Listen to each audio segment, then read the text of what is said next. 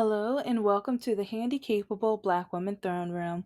My view of humanity is a whole new tea. Hello and welcome back. Let's get some petty tea, hot or cold, and let's get started.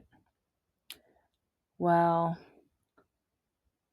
I would say if you have any questions about what I'm saying, or if you want more proof on top of the proof that I provide in the almost 600 episodes, because all of my screenshots are real.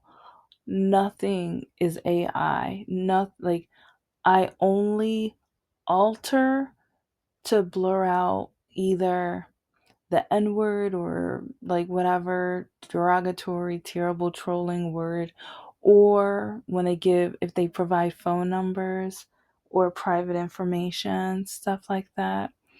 But, and so that's one reason why you haven't seen them on my Patreon yet, because I'm saving that for last. It's like I already have thousands of pictures I need to put on, but with what I'm going to talk about this episode, you're going to see examples, but I have so much more examples. And even in the examples, men tell me I'm an Orange Man supporter. And part of me is like, I'm like, duh. It's like with the way you're talking to me, I already know that. And so, first, my condolences. And I, I can only imagine. And it's like one thing that I have mentioned throughout my series and channel is mental health, and also the so many contradictions of when people say all lives matter, because at the end of the day, to some, that is far from the case. Far. And it's not fair and it's not right.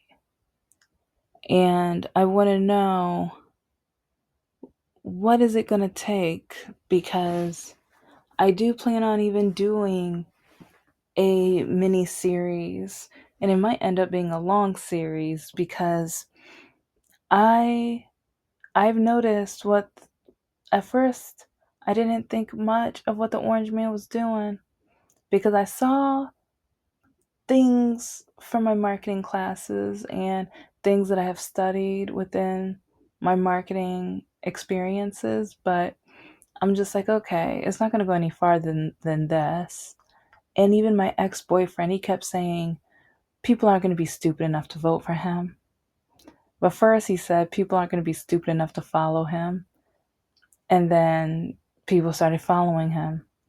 And even his parents followed him, love him, watch Fox News all day, every day, and uplift and tell me that I need to start acting like Candace Owens and all this. So yeah, go catch up on other episodes. But it was, but then when they did vote him in the first time, my ex was shocked, I'll tell the whole story one day, but he told me, well, if I ever have to hide you like they did back with Anne Frank, I'll do it.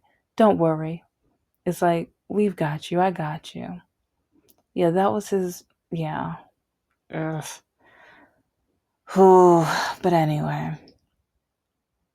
But then when he lost the second time and then the insurrection and everything happened, I broke up with him. Like, oh, I was so happy when I broke up with him.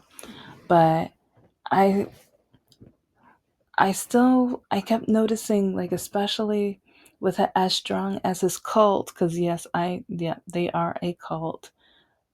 They always gave him a reason. They always gave him excuses. And then even with the messages, like, because in my profile, I got tired of Orange Man, because I am a leftist, progressive, Democrat type of person. For years, I've tried not to date Republican men, but sometimes men would refuse. They're like, get to know me first. But I'm just, oh, like, I've talked about it a little bit, but I'm just like, don't test me. Like, now I'm just gonna block you. Don't waste my time.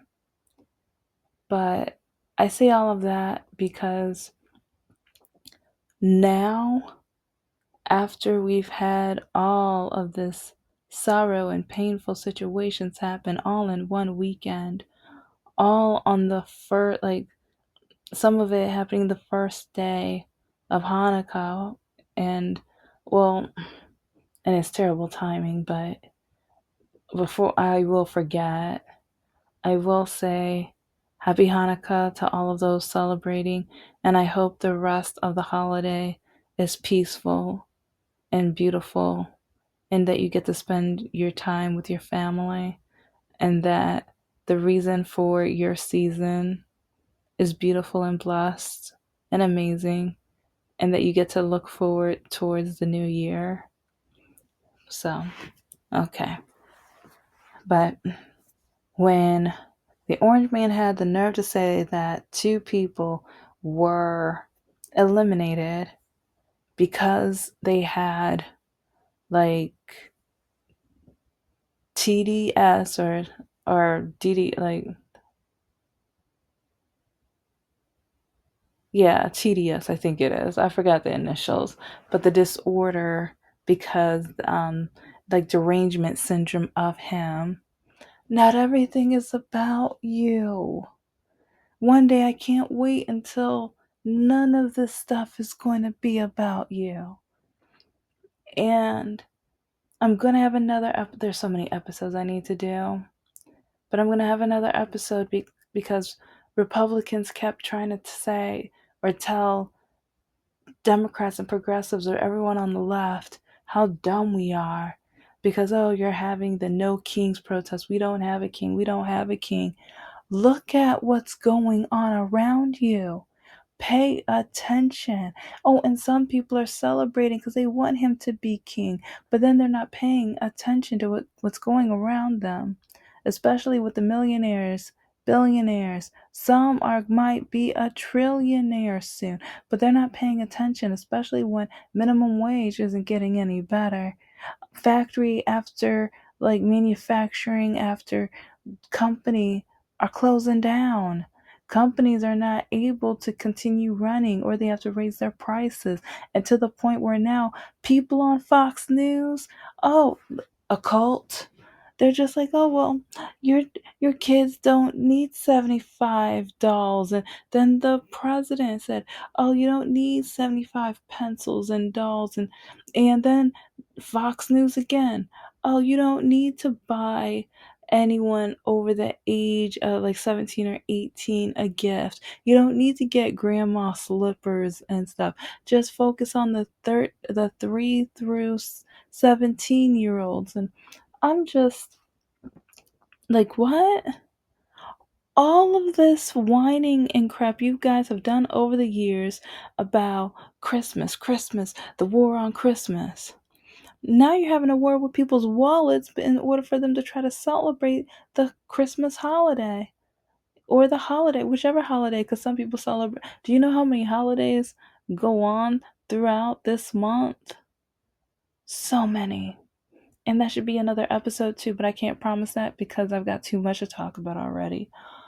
But the main thing I want to talk about, because yeah, I can talk about all of these other, I'll try to write it down because I'm going to probably forget about some of them. But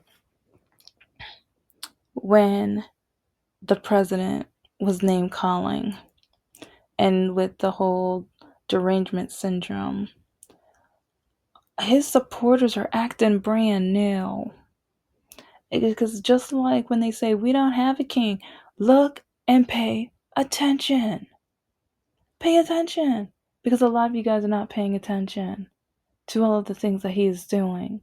Some of you guys are proving why he loves the poorly educated. I'll just say, no, I'm not just going to say that, but I'll leave it for another episode. But with all of the name calling and all of the ridiculousness that he has done over the years, But then you guys are acting like this is just so brand new. But then it's like some of you guys forget, like when it comes to even George Floyd, because like I wanted all of the proof in one setting, so I went over to, the chat GPT. Yeah, I typed it out. I typed a question, and basically some of the borderline racist things that the orange man said about or relating to the whole George Floyd situation. It says, okay, number one, he said Floyd might be looking down right now and think it was a great day for the country. While discussing U.S. job numbers at a White House event after Floyd's death, Trump said something to the effect that hopefully George is looking down right now and saying that this is a great thing that's happening for our country. Critics called this comment tone deaf and disrespectful because it appeared to diminish Floyd's death and the pain of Black Americans amid widespread protest. But like one reason why I'm gonna be, sharing the evidence with George Floyd is like all of a sudden, like the Republicans are so upset about the treatment with this actor. With yes, it's like whoever the orange man said this about, it's awful and terrible. We also have to look at, if you're mad about this time, if you're mad about the white man, why weren't you mad about the black man? Why instead were you mocking and playing the George Floyd role playing? How come people kept kneeling on the necks? It's like, it's not mean, it's not bad, because even when the orange man, because another piece of the evidence is when the orange man kept calling the protesters thugs. And then when he tweeted, when the looting starts, the shooting starts. Yeah. But everybody they were okay with that. So when it comes to being disrespectful for when a black man dies, that's okay. But shame on you if it's about a white man. I might be wrong, but like right when I started seeing people having backlash, I'm just remembering, because I do remember at first it seemed like the orange man might have some nice words, but he also had the opening and closing remarks about the director, actor were good too. Looks could be deceiving, and also with marketing, also with writing, that is a technique. Even with like sales, you start off with a compliment, then you might say some negative things or some things that are not that nice. Then you close off again with a compliment. That's technique. That's a sales technique. And yeah, it's like, so when the orange man talks about things like this, I've noticed he does that a lot. Opener is positive, then a couple negative things, and then you close it with a positive. Yeah. And so this is one reason why I say I want to have a whole series, because a lot of the marketing and advertising, especially even with MAGA and the creation of that, and then also how it's like when it came to the internet, when they realized, like starting off with the young, especially with that one um that one university's, like I forgot the name of it or whatever, but it's basically bigoted, awful, terrible descriptions of history. That's my opinion, of course, but oh my gosh, the falsehoods, the stupid, idiotic, whitewashed, in my opinion, of course. But it's crazy how many people are just so shocked that the orange man spoke like this. When year after year, the name calling, the insults, when that one, I think she was in Congress, when she got eliminated, the orange man didn't care. It's like when they're Democrats, especially, he doesn't care. If they're a person of color or a woman, he doesn't care. He was like, what's her name? Who was she? I don't know her. But it's like people, all of a sudden, the Republicans care when it's the white man. That's what I'm noticing. Like, when it was the woman, I mean, with what he said, they were just like, oh, okay, whatever. That's just him. That's just him. Whatever. That's how he always is. Man, it just didn't come across right. We all just understand how he speaks. But then, whenever they talk about political violence, they want to blame it on the Democrats and stuff. But then, over the years, since some of you guys already know, since when? Since when? November of 2022. That's when I started, like, because that's when I created my list of standards. Because especially when Republican men were calling me the R word, calling me the N word, calling me a slave over and over because I said I was on the left, because I said I was a Democrat, because I said I was vaccinated. And all of a sudden, all these men just wanted to troll me and put me down. Once they found out that I have a bachelor's and two masters and three certifications. Oh, you no good, stupid idiot. You're supposed to be having babies. Why you waste your time? Oh, so it's like, so when I take you on a date, I need to make sure I impregnate you because you were so stupid. You're supposed to get pregnant by now. It's like, what kind of man's gonna want you? Like, oh, but this is all by Republican men. It's like, I'm not saying Democrats are perfect. Oh, no, nowhere near. But the bullies, especially because of my political stance, especially because I'm a black woman. Oh, especially like these MAGA, like colonizing men. The colonizing men, you already know what I mean by the colonizing men. They are the ones that try to, they're rude, they're mean, they're condescending, they're awful, they're terrible, very low vocabulary, and or they want to try to insult me, but they're not that good at it because yeah, it's like, especially when they say I'm a leftover. Okay, well, it's a good, like, I'm glad I broke up with my man. So if you're calling me a leftover, I'm glad I broke, like, no, it's like, in order for me to not be single, I would have to be stuck with that no good, cold hearted, actually has no heart to be cold hearted. So, no, he had a cold soul. No heart, cold soul, idiotic, selfish individual. Yeah, that's it. That's it.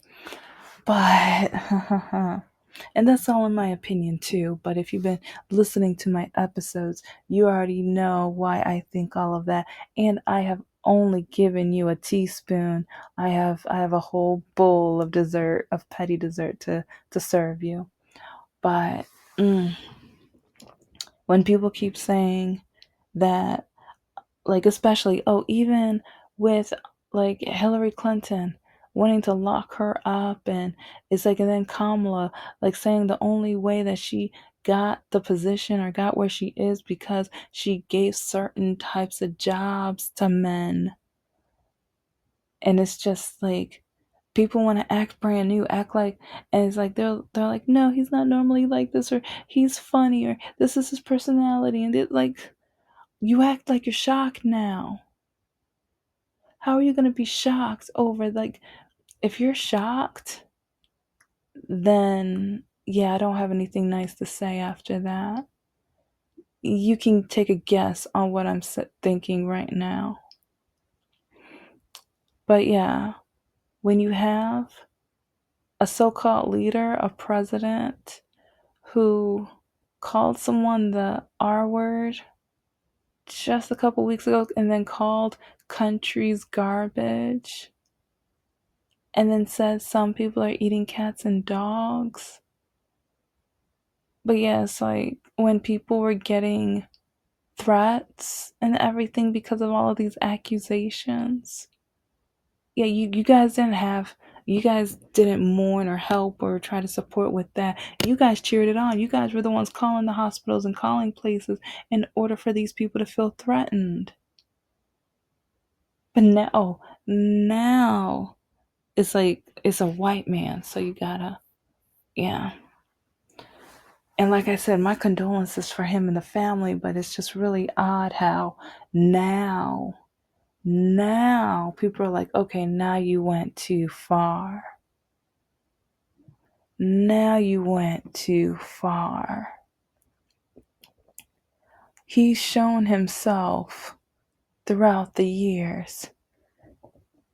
He's been a bully, and his followers, his cult. I mean, yeah, it's like, because even look at like, what happened with the January 6th stuff. And then he pardoned them. Do you know how many people got arrested again because they went right back to it? And how many of them are in the hate groups? I'll just say that. It's like we got to put all the pieces together. We got to put all the pieces together. Because some people, they think it's funny or amusing or entertaining, but then at the same time, with all of this hate, they want to say he's a Christian man. With all of this hate, they want to say he is a Christian man. With all of the bullying and all of the elimination and all of this cruel, awful treatment, they want to say he is a Christian man. Mm. And then with all of the bullying his followers have, especially when it came to people losing their food stamps and things like that for a month and stuff, having to stay in line in the rain and the cold in order to try to get food. But then, yeah, what did his followers do? Because you have to remember with marketing, it's like, especially when it comes to YouTube followers and things like that, you got to pay attention, especially with social media, TikTok and everything. People follow whom they mirror or they hope to mirror. People follow who they feel that resembles a part of them. And so, with all of these bullies that we have witnessed, especially with that dry toast woman. Yeah, she's a great example. And then there was another one I did an episode where this woman had all of this lip filler, but then she went and she stopped her car and she was taping these people that were homeless and saying like some really awful, terrible, cold-hearted, stupid, idiotic, selfish, demeaning things about them or whatever. But yeah, these are both Christian women and stuff like that. We need to pay attention to what Christian means because the definition of Christianity is changing and evolving right now, because instead of love, they're loving to hate. They're loving to dehumanize. I thought all lives were supposed to matter, but now I'm looking around and it doesn't seem like that. Now mental health seems like it. People look down when people are trying to get help, but then people just say, oh, just pray about it if something's wrong. But then they're not able to let it out, their emotions and feelings and things. Or if they have an addiction, sometimes that is such a hard thing to battle and fight, but then they're embarrassed if they admit that they got back on or something like that. And they don't, but then they're not ready to release the anger and the emotions and the self-doubt of themselves. And so then things happen, things explode instead of evolve.